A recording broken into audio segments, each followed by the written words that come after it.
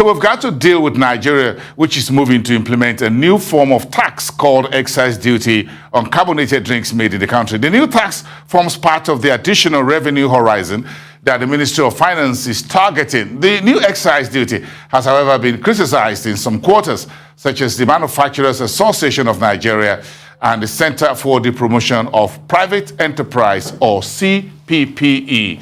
Muda Yusuf is the CEO of the Center, the CPPE, and he joins me now for a chat to this development. Good evening to you. Thanks for making it on the program. Thank you for coming through, sir. It's a Monday, so let's get down to business. How does this excise duty really work as a form of tax on manufacturers, whether for those who are doing alcohol, like Nigerian breweries, Guinness, those international breweries, and then those who are going to be doing carbonated drinks?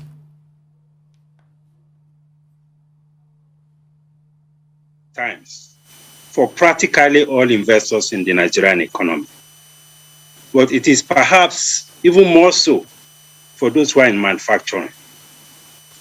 Already the manufacturing sector, our investors are grappling with very serious challenges with the foreign exchange in terms of access to foreign exchange. They are grappling with serious problems with the depreciation of the currency. They are grappling with the challenges of weak purchasing power of the consumers. And only very recently, we are having very serious challenge with the energy cost. Diesel cost is now over 700 naira per liter. So if you have all this gamut of pressure on manufacturing and many other sectors, certainly this is not the time to be contemplating of imposing a tax on manufacturing, because excise duty is a tax on manufacturing essentially.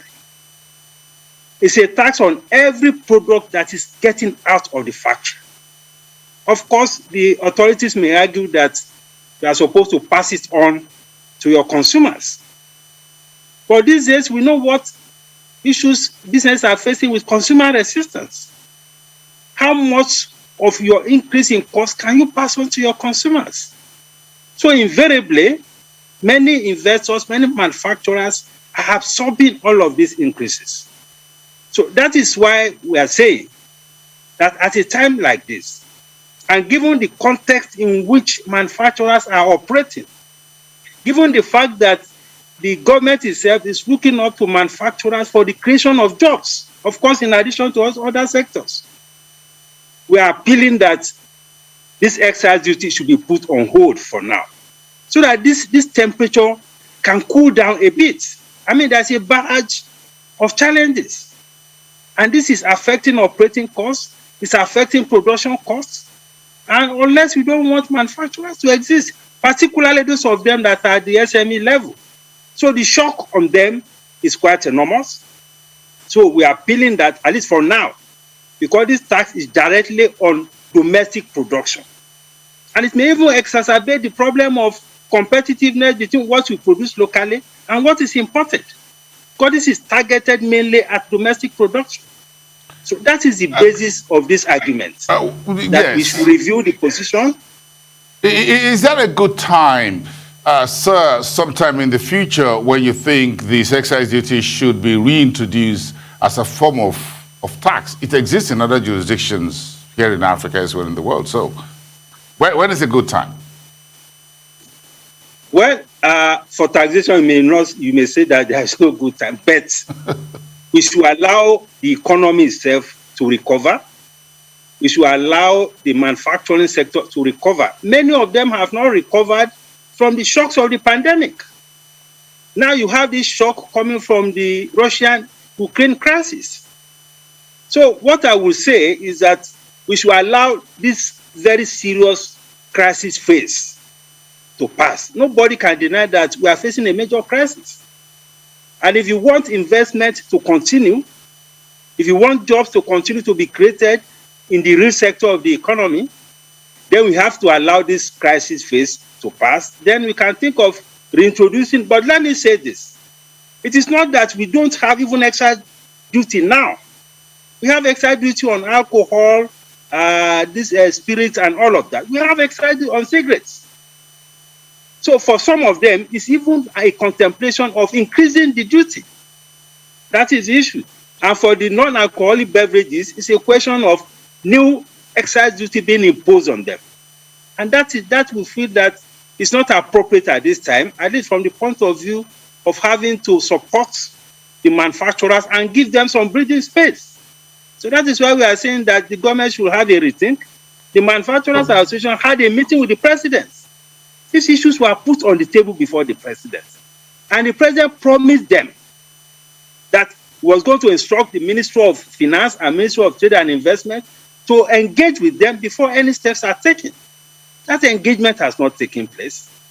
So we want a better engagement so that we can have what we can describe as an appropriate timing for the imposition of this tax. Okay, so here we are getting ready for the February inflation report is going to be released this week by the Statistics Office. What's your expectation? Well, I mean, it's a no-brainer. Things are so bad in terms of prices. We have been experiencing galloping inflation, at least for the past 6 months or 1 year. Some prices have doubled. Some have increased by 50%, even though we are talking about inflation of 15.6%. If you talk to many of the citizens, the basket of their consumption or the basket of goods that they buy have increased by over 50% in the last 6 months. So I don't expect any serious moderation in inflation.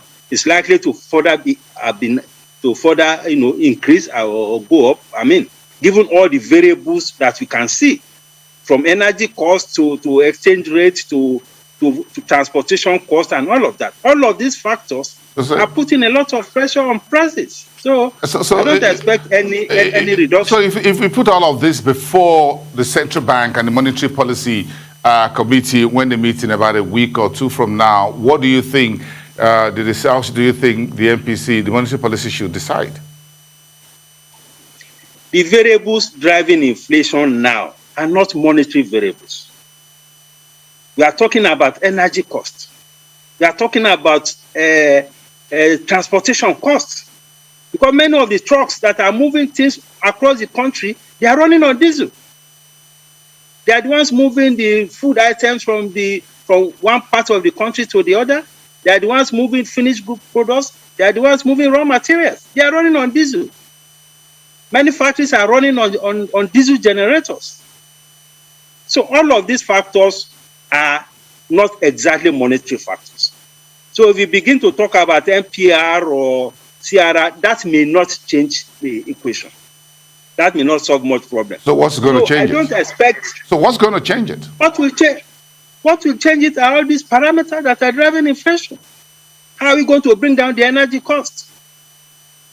How are we going to reduce transportation costs? How are we going to address the issue of insecurity? How are we going to address the structural problems? These are the more fundamental issues. If we are tinkering with race, it's just going to be cosmetic. And in any case, the financial system is already very tight. We have a CRR of 27.5%. And if you talk to operators in the sector, they will tell the effective CRR for many of them is over 50%. So what more tightening do we want to do? And what will that achieve? So I don't expect much to happen from the monetary side, except, of course, the fiscal, the monetary, the CBN financing of deficits. That is also contributing to inflation. That is the only aspect of monetary issues that I'm concerned about. As much as possible, we need to moderate that. Because when the CBN finances deficits, it is high-powered money, and it is highly inflationary. So that component of the monetary involvement in deficit, I think, is something that we need to watch. We need to keep it strictly within what the CBN Act says. Okay, we thank you for your time and insights as always this evening. Muda Yusuf, CEO at the Center for the Promotion of Private Enterprise. Thank you so much. Have a great evening.